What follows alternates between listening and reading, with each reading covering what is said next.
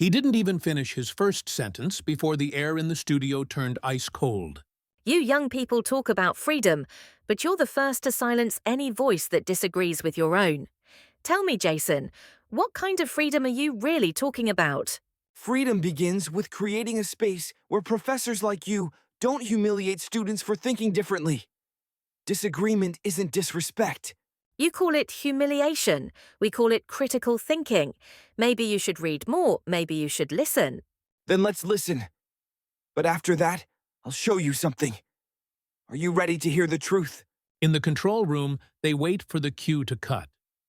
But the producer just winks. Keep rolling. Jason Reid didn't wake up planning to make headlines.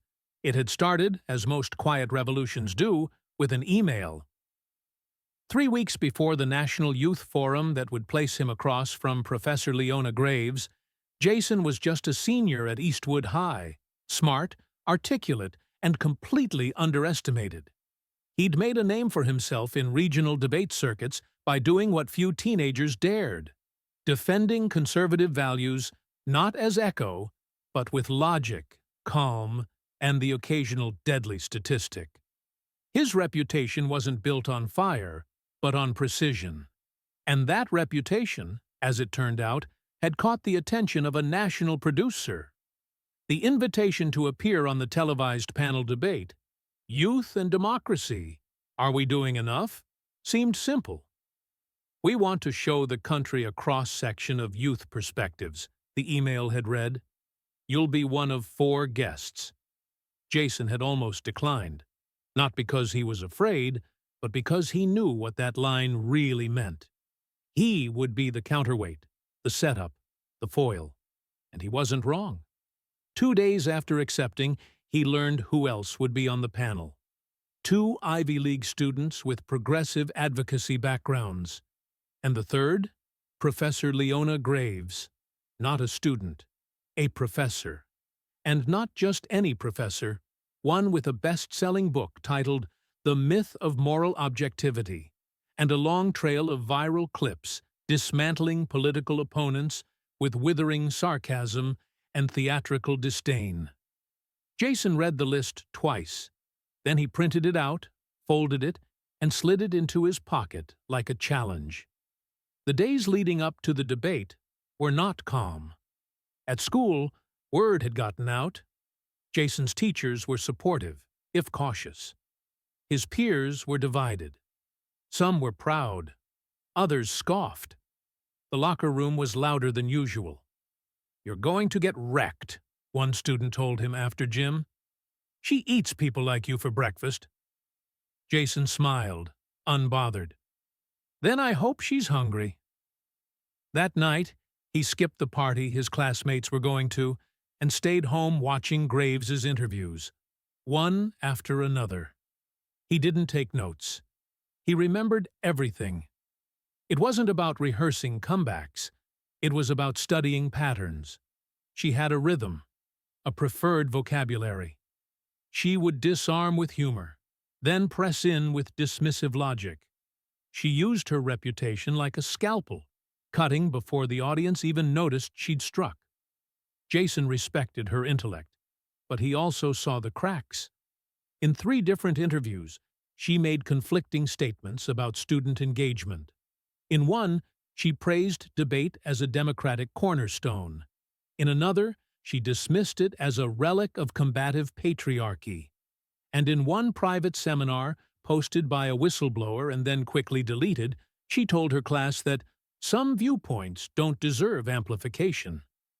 That phrase stuck with him, because it was the same phrase that had once been used to deny his column publication in the school paper. Jason started collecting screenshots, transcripts, whispers. He didn't know why at first. Maybe just instinct, maybe protection. But eventually, it became something else. Purpose. He knew the stage wouldn't be fair. And that was fine. He didn't want to win a debate. He wanted to show people what courage looks like when it's quiet.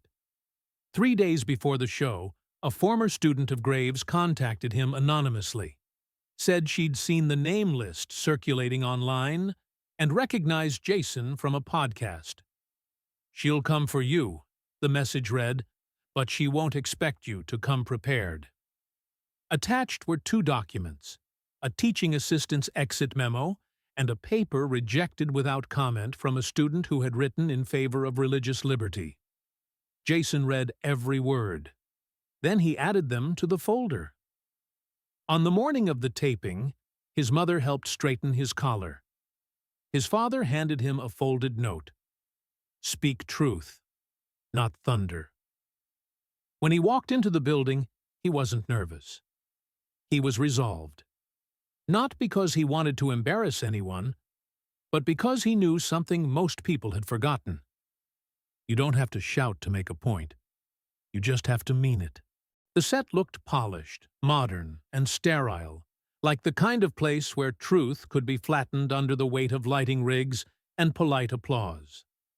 Jason Reid stepped onto the studio floor with a calm that surprised even him. The night before, he had barely slept, not from fear, but from focus. He had replayed every possible question, every likely attack, and every quiet moment where his silence could be misinterpreted as weakness. He knew this wasn't just a debate, it was theater, and he had no intention of playing the fool. His seat was the last on the semicircular stage, furthest from the moderator. His nameplate was plain: Jason Reid, Eastwood High Senior. No Ivy League crest, no fellowship title, no published essays in academic journals. Just him, his age, and the implication that he didn't belong. To his left sat Tanya Velasquez, Columbia's student union president, charismatic and quick-tongued, her blazer lined with campaign pins. Next to her, Brent of Yale, co-founder of the Progressive Youth Coalition, leaned back in his chair with a calm smirk, the confident ease of someone used to applause. And finally, nearest the moderator, was Professor Leona Graves, in a sharply tailored black suit, her signature silver necklace resting against her collar. She was all poise, her chin tilted slightly, surveying the room like a seasoned tactician waiting for the signal to strike. There were no friendly greetings, just stiff nods, a few scripted smiles, and quiet tension humming through the air. A producer handed each of them a small mic. "We're live in 5. Just be yourselves," she said, as if that wasn't exactly what terrified people most in a room like this. Jason adjusted his tie. His father's words still echoed in his mind. "Speak truth, not thunder." The show began. The moderator opened with a practiced smile, welcoming viewers to a civil discourse on democracy in the hands of the next generation. Jason listened carefully, not just to the words, but to the tone. It was the same kind of tone used in school board meetings when decisions were already made before questions were allowed. The first question went to Brent. "What's the biggest challenge facing youth involvement in politics?" He responded smoothly: "Distrust in the system." Young people are tired of performative politics. They want action, not slogans. Applause. Tanya went next.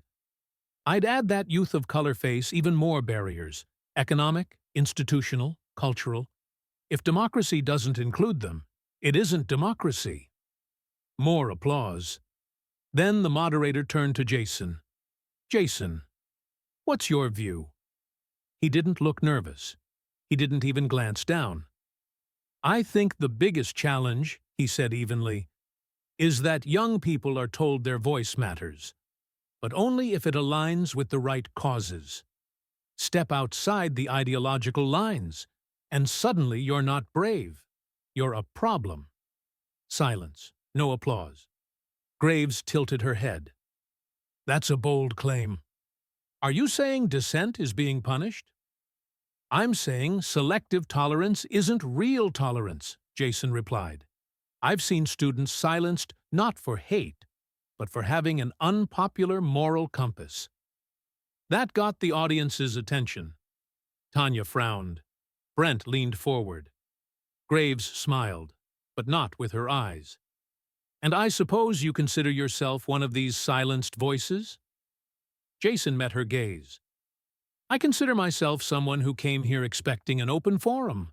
And so far, the only thing open has been the assumption that certain ideas are automatically invalid. A few audience members murmured.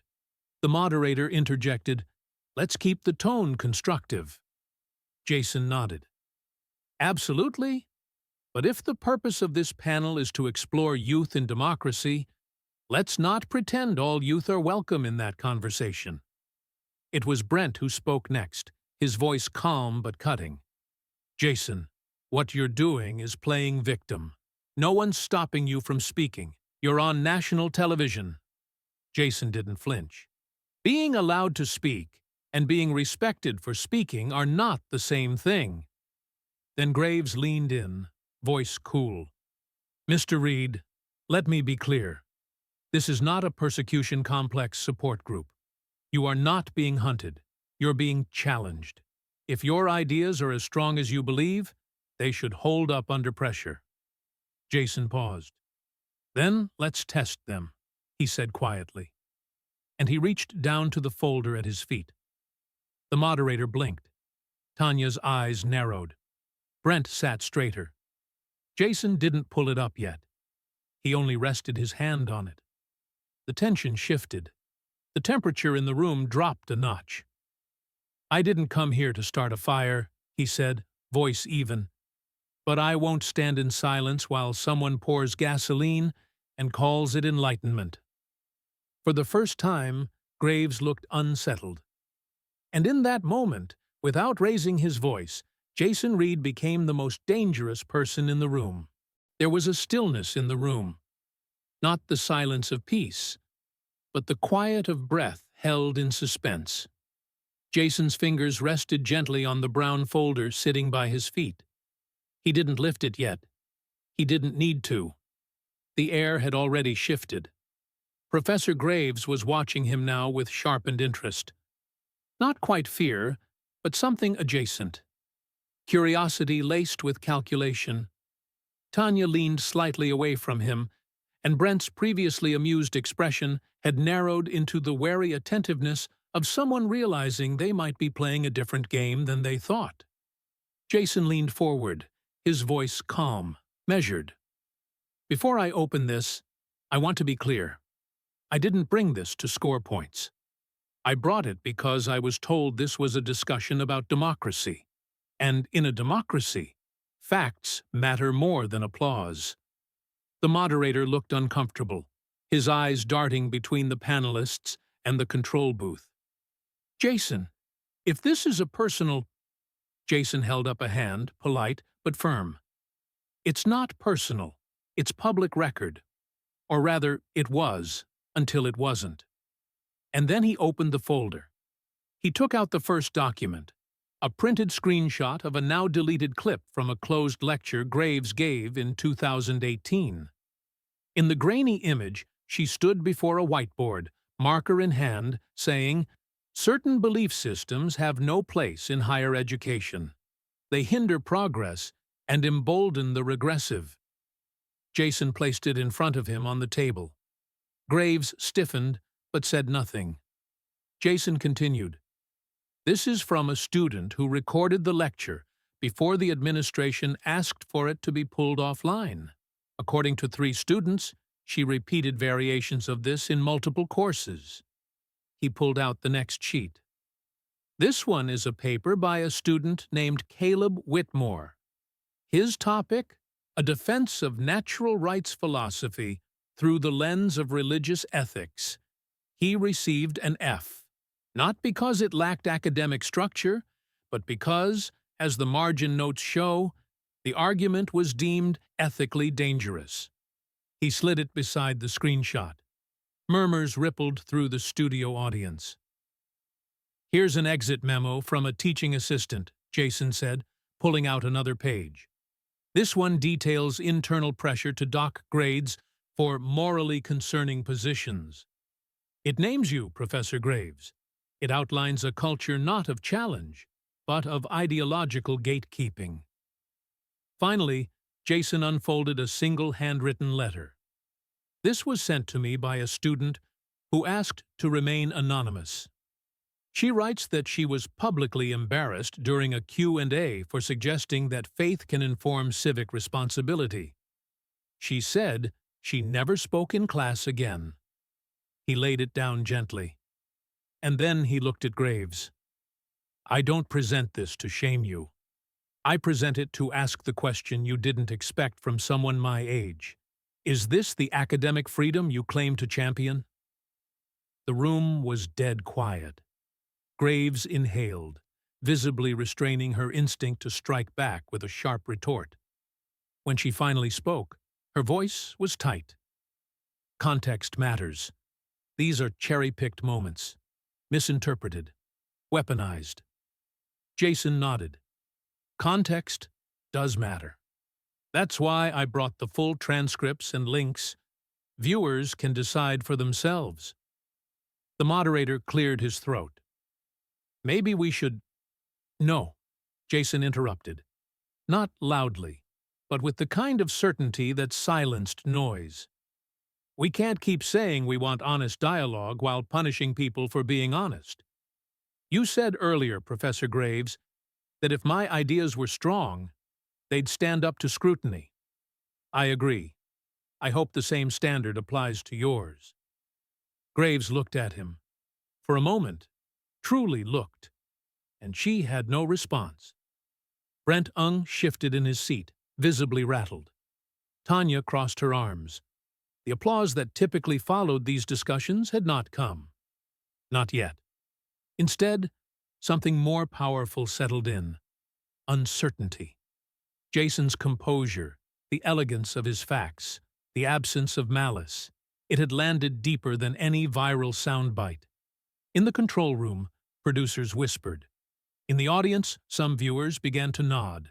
Not because they agreed, but because they recognized something they hadn't expected to see. Balance. Nerve. Clarity. I didn't come here to be right, Jason said finally, closing the folder. I came here to ask why so many young people feel wrong for even asking. And with that, he leaned back in his seat. He didn't gloat. He didn't smile. He just let the silence speak for him. Because in that moment, no rebuttal could match the weight of restraint. It didn't take long. By the time Jason stepped out of the studio, the internet was already catching fire. A short, clipped video, no more than 2 minutes, had been posted by a student intern working backstage. It captured Jason calmly laying down the folder, his tone composed, his evidence irrefutable, while the renowned Professor Leona Graves sat silently for the first time in her career. The caption read, High school senior silences Harvard professor, with her own words. Within an hour, it was trending, not just on political Twitter, but on TikTok, Instagram, Reddit. Meme pages picked it up. Conservative commentators hailed Jason as a new voice of reason. Even a few progressive figures, though cautious, acknowledged his poise and discipline. But it wasn't the influencers that made the story explode. It was the students. Young people from community colleges to Ivy League schools began to share their own stories. Anonymous confession pages lit up with tales of ideological silencing, of professors who graded by worldview instead of merit, of classrooms that had become echo chambers rather than arenas for discovery. The clip was played on national news that evening. CNN, Fox News, even BBC covered it. The media couldn't resist the narrative. A teenager with no credentials had done what pundits, politicians, and authors had failed to do. He had forced a cultural reckoning without anger, without shouting, and without backing down. Back at Eastwood High, Jason returned not to a hero's welcome, but something more meaningful: respect. Teachers stopped him in the hallway, shook his hand. Some said nothing, just nodded. Students he'd never spoken to before approached him at lunch. You didn't just speak for yourself, one senior said. You spoke for all of us who've been told to shut up and sit down." Jason smiled faintly, but he didn't linger on the praise, because while the world reacted, he reflected. Professor Graves released a statement 2 days later. It was precise, formal, and cautious. "While I regret the tone taken during the panel, I remain committed to intellectual discourse. Academic spaces must remain open to challenge, but responsible presentation of context is essential." It fell flat, because by then, something deeper had changed. A petition was circulating among students at Graves's university, signed by hundreds, calling for a review of grading practices and faculty accountability. It wasn't vindictive, it was respectful, measured, echoing Jason's tone. Jason never commented on the viral video. He declined interviews from major news networks. He posted only once on his personal blog. "I never wanted to go viral. I just wanted to show that ideas, when carried with integrity, can speak louder than credentials. We don't need to burn institutions down to challenge them. We need to remind them what they were built for." The post went viral anyway. A week later, Jason received a letter, handwritten, folded neatly. It was from a student at a university he'd never heard of, a theology major. She wrote, "Your silence, when they expected rage, said more than 1,000 angry retorts. Thank you for reminding me that belief doesn't have to be loud to be strong." Jason folded it carefully, placing it in the back of the now famous folder. But the real moment of closure came on a quiet Sunday morning. He and his father were walking through a small bookstore downtown when they passed a display table titled "Voices of the Next Generation." Sitting beside thick books from best-selling authors, Jason spotted a small reprint booklet. The title? "Speak Truth, Not Thunder, the Jason Reid Moment." He chuckled. "I didn't write that," he said aloud. His father smiled. "You didn't have to." As they exited the shop, the sun filtered through the windows and warmed Jason's face. The world hadn't changed overnight, but a crack had formed. A crack wide enough for light to get in.